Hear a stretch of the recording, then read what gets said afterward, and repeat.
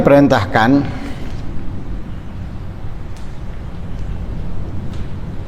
untuk memakmurkan waktu dalam kehidupan dengan kegiatan ibadah, ketaatan, agar tidak terlewat sesaat dari waktu siang ataupun malam kecuali kita mengerjakan di dalamnya kebaikan. Apalagi kalau kamu bisa menghabiskan di waktu itu dengan kebaikan.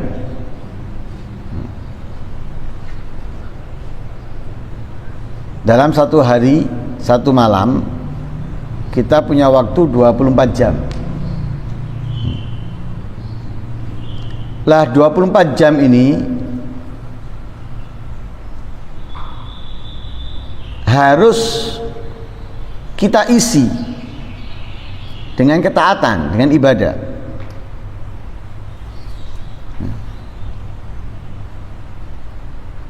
Malamnya, siangnya, itu harus diisi dengan ibadah dan ketaatan. Lebih-lebih kalau kita bisa menghabiskan setiap saatnya itu dengan ibadah. 24 jam, 1 jam habis dengan kebaikan, dengan ketaatan. Itu lebih hebat.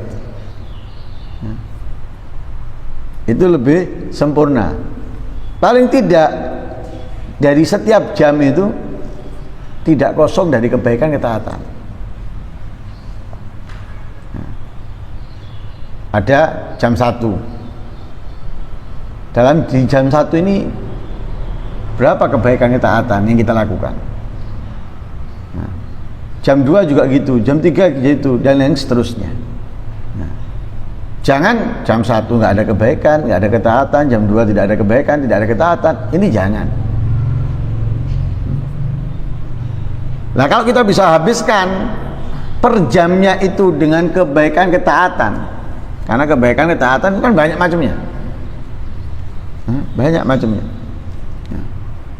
Lah, ketika kita bisa menghabiskan per jamnya itu dengan kebaikan, ketaatan, nah, di situ kita akan memiliki, mendapatkan dari Allah kemuliaan, keistimewaan, barokatul waqt, keberkahan waktu. Dari situ kita bisa mendapatkan keberkahan waktu. Lah, keberkahan waktu itu sangat hebat. Seperti yang sering diungkapkan oleh para ulama, ada orang tidak mendapatkan keberkahan waktu, anggap 1 jam, sama-sama 1 jamnya. Yang mendapatkan keberkahan waktu 1 jamnya itu bisa menghabiskan mungkin 15 juz atau lebih, sedangkan yang nggak punya keberkahan waktu 1 jam hanya mendapatkan beberapa juz. Terpautnya jauh, padahal jamnya sama, cara bacanya sama. Tak beda nih, cara bacanya sama, jamnya sama, tapi yang mendapatkan keberkahan waktu ia bisa mendapatkan lebih banyak,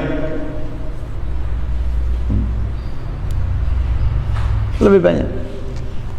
Lah, itu kapan bisa mendapatkan keberkahan waktu? Kalau ia menggunakan setiap waktunya dengan ibadah dan taat, baru bisa mendapatkan keberkahan waktu. Antara maghrib dan isya, waktunya kan singkat. Orang yang mendapatkan keberkahan waktu antara maghrib dan isya ini, banyak yang dia bisa lakukan. Banyak yang bisa dia lakukan. Membaca Al-Quran berjuz-juz, sholat awabin dengan sekian rokaat, kemudian membaca ini, membaca itu, dan sebagainya, isya. Sedangkan kita mungkin surat-surat pendek atau surat-surat tertentu rotib wis isya. Sedikit yang kita dapatkan. Kenapa nggak dapat barokahnya waktu? Ya. Yang dapat barokahnya waktu enggak, luar biasa. Nah, itu. Nah, bisa mendapatkan barokahnya waktu ketika dia bisa menghabiskan waktunya dengan ibadah dan terus apa yang dia dapatkan selain keberkahan waktu? Wa tahsul faidatul umur. Dia akan mendapatkan apa? Faedahnya umur. Nah, keuntungan daripada umurnya. Jadi walaupun umurnya singkat, tapi dia mendapatkan keuntungan yang besar. Karena apa? Lewat keberkahan tadi itu. Para aulia itu seperti Imamul Ghazali. Umur berapa Imamul Ghazali meninggal? Hah? 55. Bro? 55 tahun. 55 tahun. Sedangkan kalau kita lihat dari karangannya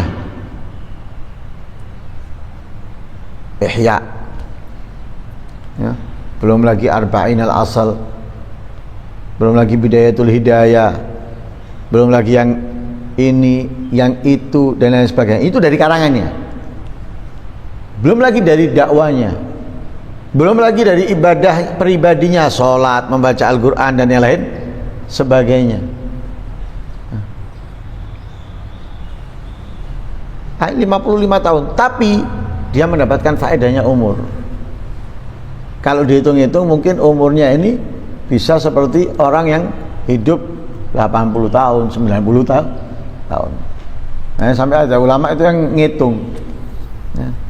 Jadi dengan karangannya Imamul Ghazali itu seakan-akan beliau mencatat 4 halaman perharinya sampai 8 perharinya. Dihitung sampai umurnya ini. Ya. Lah orang bisa nulis, ya, punya pengetahuan itu umur berapa? Cepat-cepat Allah orang yang mendapatkan inayah dari Allah 7 sampai 10 tahun. Orang yang mendapatkan inayah dari Allah 7-10 tahun dia sudah punya pengetahuan.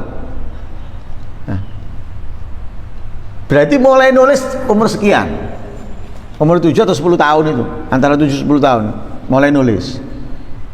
Nah ini yang dihitung oleh para ulama tentang Imam Ghazali itu dari nol, dari usia baru melocotnya. Itu seakan-akan beliau menulis perharinya 4 halaman atau 8 halaman. Karangannya dengan umurnya itu. Faedah enggak umurnya? Faedah umurnya.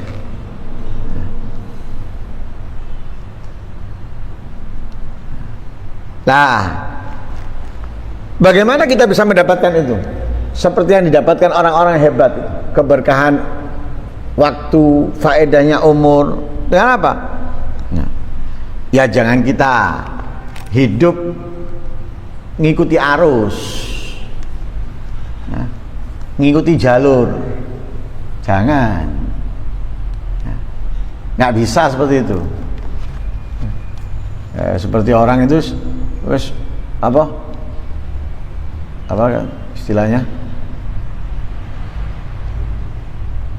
apa istilahnya, apa kalau misalnya kalau sesuatu itu kayak TV atau radio pokoknya murup, nggak mungkin ada pendengar, atau kalau TV nggak akan ada yang nonton. Nah, kenapa? Pokoknya nyala. Nah sekarang orang mau ngelihat A atau mendengarkan A, nggak ada jamnya, nggak ada waktunya, pokoknya nyala. Ya sumpah kok. Masa suruh ngelihat terus mulai pagi sampai bengi. Ya. Wis pokoknya nanti kamu akan ketemu yang kamu inginkan. Ya. Bisa nggak kerja, bisa nggak tidur dan yang lain sebagainya. Lah bisa dengan apa? Mau tidak mau harus membuat jadwal, program. Itu harus. Jadi kita harus membuat program, buat jadwal dalam untuk kehidupan kita ini. Kita kerja dari jam berapa ke jam berapa. Kita istirahat dari jam berapa ke jam berapa. Nah, kemudian kita melakukan aktivitas ibadah pribadi, ya, perorangan itu dari jam berapa ke jam berapa. Kemudian ibadah secara jama'i, nah, seperti mencari ilmu, ya, menghadiri majelis ilmu, majelis zikir, ya, misalnya ada rutinan di kampung kita seperti tahlilan atau istighosan, itu masukkan di kegiatan jama'i kita, jamnya, waktunya. Lah, di situ baru kita harus jalan sesuai program dan jadwal ini. Nah, baru kita bisa apa? Bisa punya apa ketentuan, ya, punya ketentuan, ya, punya tertib yang nantinya ini bisa kita kembangkan. Nah, kasih gambaran. TV kalau baru nyala, channel baru, itu tidak mungkin 24 jam.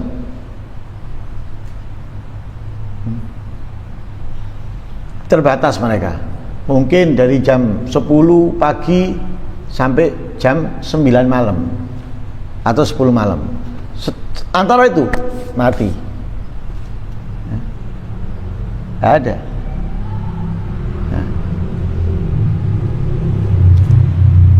Percobaan itu dijalankan selama beberapa bulan. Nah, sama, kita mengatur jadwal itu, kita coba jadwal itu beberapa bulan atau setahun ke depan. Berhasil dengan program ini, jadwal ini meningkat nanti menjadi 24 jam TV tadi itu siarannya. Karena apa? Programnya sudah jalan. Program belum jalan, ya kacau. Jadi buat program, kita uji program ini dalam kehidupan kita, ya, kita uji. Oh, ini kurang tepat karena ada ini dan itu, dirubah, jalan. Nah, nanti ketemu tepatnya, pasnya, sehingga kegiatan kita kerja nggak terganggu dengan apapun. Kegiatan kita ibadah, kegiatan kita ibadah secara jama'i, ini program rapi. Selain di jam itu nggak bisa, ya. Tapi ada waktu antisipasi, ya. Atau ada waktu khusus, ya. Ada waktu khusus. Nah, seperti apa? Sesuatu yang terjadi sewaktu-waktu, ya, terjadi tanpa diduga. Nah, lah, ini kesempatan misalnya, ini kesempatan. Contoh gini, ada ulama atau dikenal wali, dan ini diakui oleh para ulama yang ada, misalnya datang, saya tidak bisa ninggalkan, saya punya kegiatan ini. Loh, kegiatan kamu dengan bertemu dengan dia mana afdol? Dan ini waktu yang langka. Nah, itu harus ada antisipasinya, ya. Lah, bukan berarti kita tinggal. Yang punya kita ini bukan berarti kita tinggal. Kita sudah menentukan nanti kalau kita melakukan kegiatan tanpa diduga, maka yang ini nanti harus saya ganti di jam ini. Loh, itu harus ada. Seperti pelatih bola, nanti kalau ini cedera, ini yang main.